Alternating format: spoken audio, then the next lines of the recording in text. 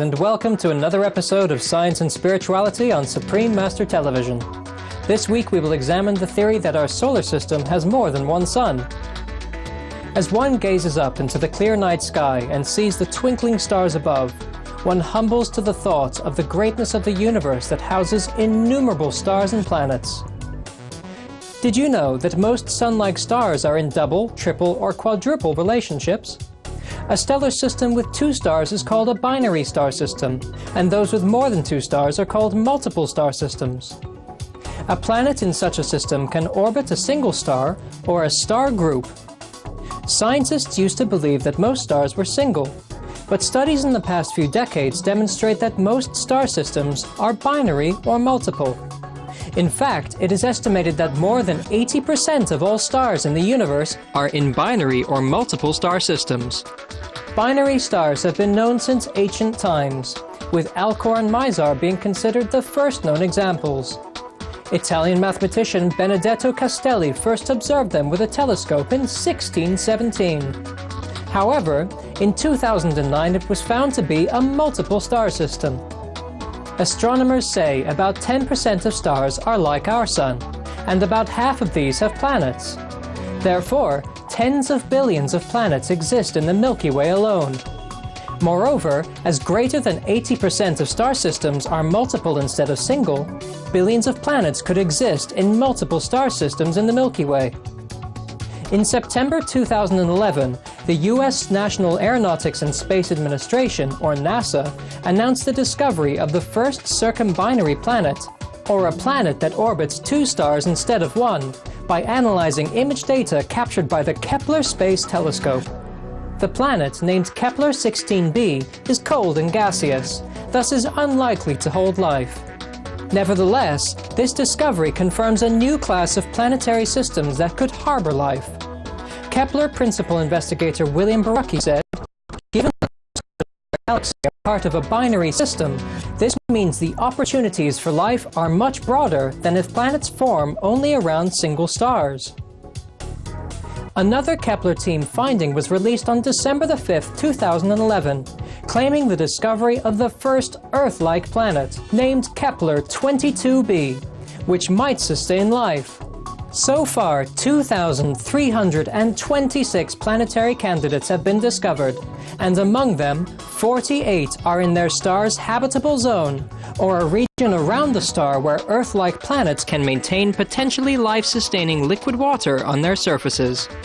As of December 8, 2011, 28 such planets have been confirmed. However, only one circumbinary planet has been announced. These findings seem to contradict the theory that most stars exist in groups. Could it be possible that it's more challenging for planets to form in a multi-star relationship? Scientists at NASA's Ames Research Center say planets may just be as likely around binaries as around single stars, according to their numerical simulation results. It's possible that many multi-star relationships have not yet been detected. This is probably the case with our solar system, in which scientists believe a binary system exists, but so far it is yet to be confirmed. According to astronomer Charles Lada, larger stars tend to be in multiple star systems. Most stars with our Sun size are multiple, thus there's a good chance that the Sun also has a companion star. The Binary Research Institute in California, USA, founded by Walter W. Cruttenden, has explored this issue extensively. The following is a brief overview of its findings.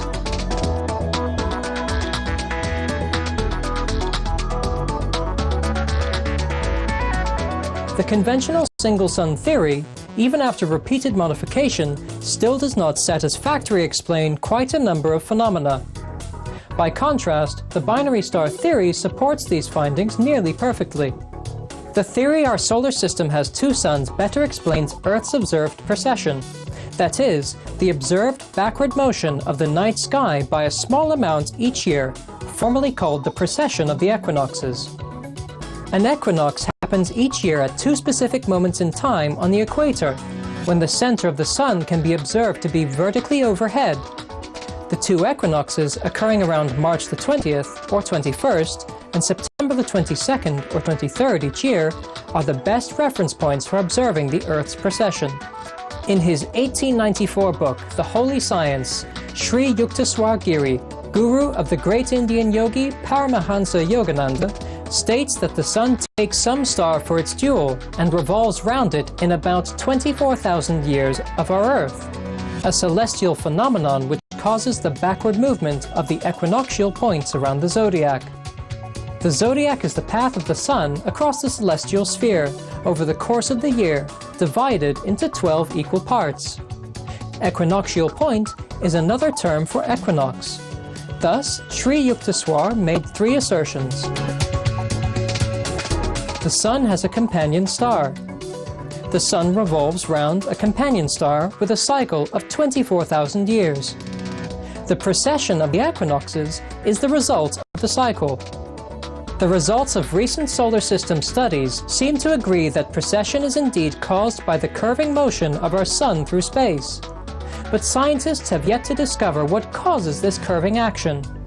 It could be that the Sun is orbiting around either a distant visible star or a dark star that is very difficult to detect. On the other hand, the Sun may have one or more companions that form a binary or multiple star system, or the entire solar system could be rotating by itself.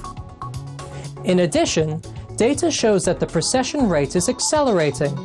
The binary system hypothesis, based on Kepler's laws of planetary motion, supports both precession and the acceleration of the precession quite well. The angular momentum anomaly also supports the binary solar system theory. According to the nebular condensation theory of star formation, the Sun and planets of the solar system should have comparable angular momentum to mass ratio. But data shows that the Sun's relative momentum is much less than the planets.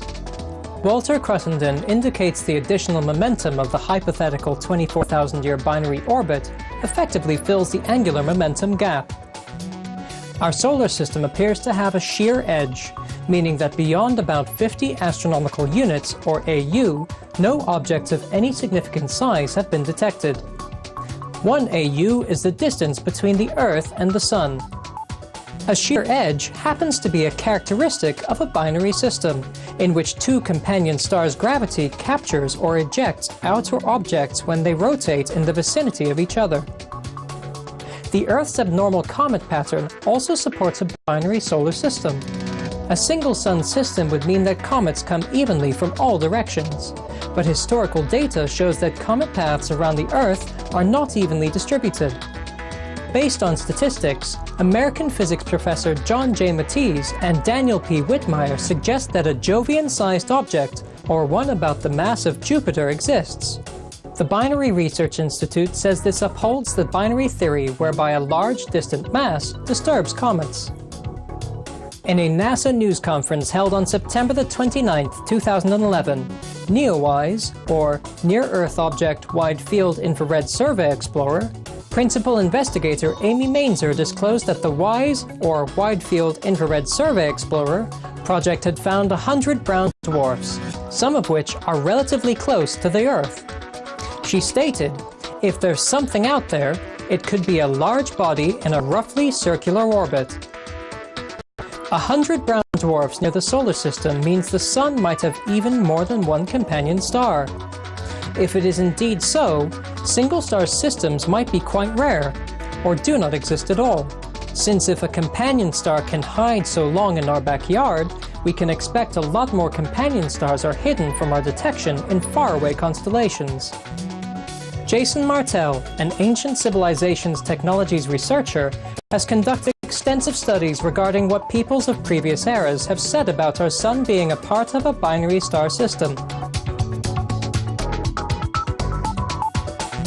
And you mentioned in your lecture about the second sun, right? Could you tell us about that? Most of the ancient cultures have referenced that we have 2 suns. And this is a very interesting thing that science has now started to confirm. Most of the other solar systems that we film using the Hubble and various other space telescopes show us that external solar systems have 2 suns. They're binary. So it's very possible that we are also a binary solar system. But our second sun, it's no longer generating heat. It's called a brown dwarf. And so it's sitting billions of miles out there, and it has its own asteroid cloud called the Oort cloud that surrounds it. But all the science suggests that probably most solar systems are binary. We, in fact, would be binary. And that changes the whole model of precession, the understanding of why we see the North Pole pointing to different zodiacal constellations over this epic scale of time, 24,000 years. The new model says precession isn't just based on the Earth's wobble, it's actually based on us being binary, our two suns in their own orbit. Supreme Master Ching Hai has also spoken about binary star systems, as in this October 2010 video conference with Supreme Master television staff in Los Angeles, California, USA. Sun beings came directly from the fifth level, undiluted, yeah? Yes. Unchanged, unprogressed, yeah? Okay. And they volunteered to do this job as sun beings. Master, some planets have two suns. So does that mean they are more spiritually advanced? And are all suns fifth level beings, Master?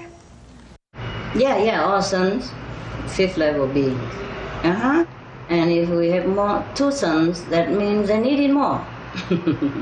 Or they're more deserving, okay? All right. Thank you, Master.